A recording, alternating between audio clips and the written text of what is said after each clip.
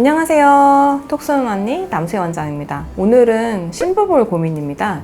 사실 이제 심부볼이라고 고민을 말하시지만 사실 심부볼을 중심으로 그 주변 구조, 그러니까 턱끝, 턱선, 턱 밑, 입 주변까지를 같이 봐야 합니다. 연령별로도 원인이 좀 다르기도 하고요.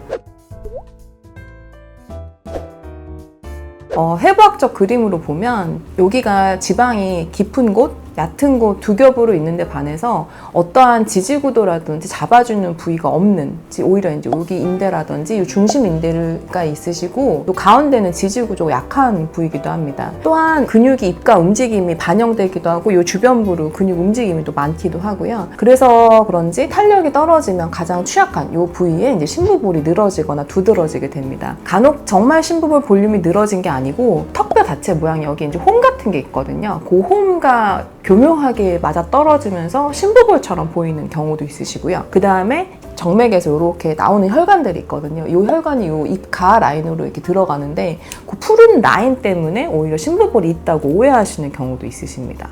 일단은 심부볼이 두드러졌을 때 이제 원인들을 좀 볼 수가 있는데요. 첫 번째는 이제 과도한 지방, 볼륨 문제가 있을 거고요. 두 번째는 이제 조금 나중에 얘기하겠지만 지나친 턱보톡스, 그 다음에 세 번째는 턱뼈 라인 때문에 두드러지는 형이 있으시고요.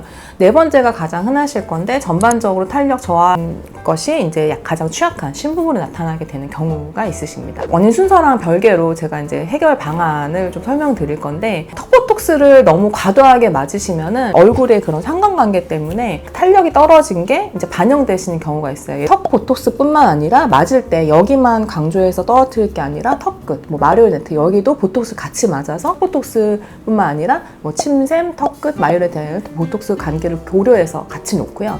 그다음에 리프팅 레이저도 같이 권해드리기도 합니다. 옛날에는 그냥 사각턱 보톡스에서 무조건 맞아야 되는 거 생각하시겠지만 사실 턱 라인이 여기가 뚱뚱해 보이는 데는 이 턱 보톡스뿐만 아니라 여기 뒤에 귀 요 주변에 침샘이 이렇게 달려 있거든요. 그러니까 침샘 때문에 턱 라인이 이렇게 둥실둥실하신 분들도 있으세요. 그래서 그런 거 상관관계를 잘 따져서 턱 보톡스는 놓지 않고 침샘만 놓는다든지 그렇게 해서 가능한 심부볼에 늘어지는 거, 턱 라인이 울퉁불퉁해지는 거를 조금 예방을 하고요. 두 번째로 이제 젖살 있고 정말 이렇게 동실동실, 제가 보기 너무 귀엽거든요. 근데 그런 게 고민이실 때는 정말 과도한 볼륨이 문제가 있으신 경우가 있으세요. 근데 저 같은 경우는 지방을 약간 잡아주는 레이저들이 좀 있는데 가장 클래식한 건 인모드입니다. 인모드가 제일 안전하고 효과가 괜찮고요. 그다음에 지방분해 주사를 그 부위에만 놓는 경우도 있는데 이 지방분해 주사가 좀 최근에는 조금 안 하고 있어요. 왜냐하면 원료가 수급이 중단됐습니다. 더 이상 생산되지 않아서 흔히 생각하는 지방분해 주사는 못하고요. 지금은 이제 LG에서 나오는 벨라콜린이라든지 대웅제약의 비올렛 같은 그런 지방분해 주사, 이제 안전한 거. 근데 굉장히 비쌉니다. 고가고 많이 붓고 기존의 병원에서 통상적으로 했던 지방분해 주사보다는 조금 반응이 좀 격한 편이고 고가여서 일단은 주사제로서 볼륨을 줄이는 거는 저는 지금 못하겠더라고요. 그다음에 정말 볼륨이 많아서가 아니라 여기가 정상인데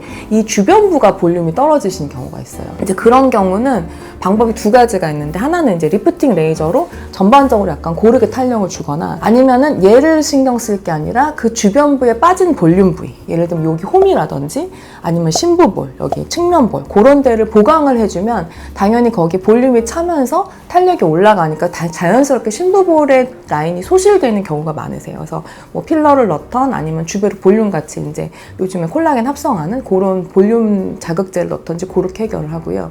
그렇지만 해결할 수 없는 심부볼이 있습니다. 아까 말씀드린 것 중 두 가지인데, 혈관이 지나가는 거. 저도 약간 그렇거든요. 제가 실제로 심부볼이 있는 게 아닌데 딱 그 고랑에 맞춰가지고 혈관이 지나가는 게 보여요.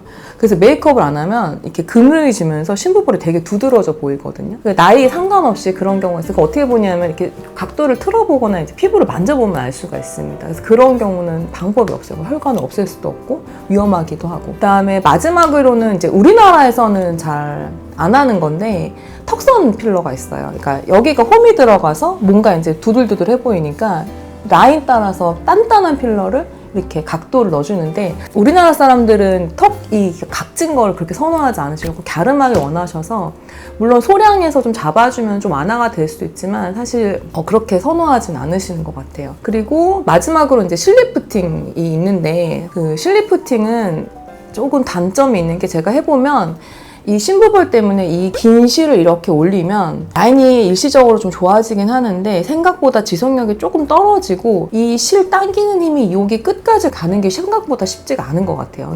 설명이 너무 갑자기 오로로로 해서 길게 진행이 됐는데요. 이게 신부볼이라고 얘기를 하지만 사실 뭐 어떤 절대적으로 특화된 치료 방법이 없어요. 그러니까 신부볼이라는 게 어떤 전체적인 탄력과 상관구조를 여러 가지를 반영해서 딱 나타나는 게 신부볼이라서 오시면 일단은 신부볼만 국한해서 보는 게 아니라 그 주변을 같이 좀 살펴봐 줘야 되거든요.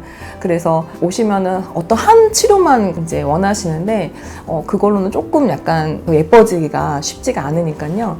신부볼이 나타나면은 내가 복합적으로 여기 라인 쪽에 문제가 여러 개가 있구나라고 생각하시면은 좀 더 진료 보시기가 좀 마음이 편하시지 않을까 하고 그렇게 생각을 합니다. 지금까지 톡 쏘는 언니 남세 원장이었습니다. 감사합니다.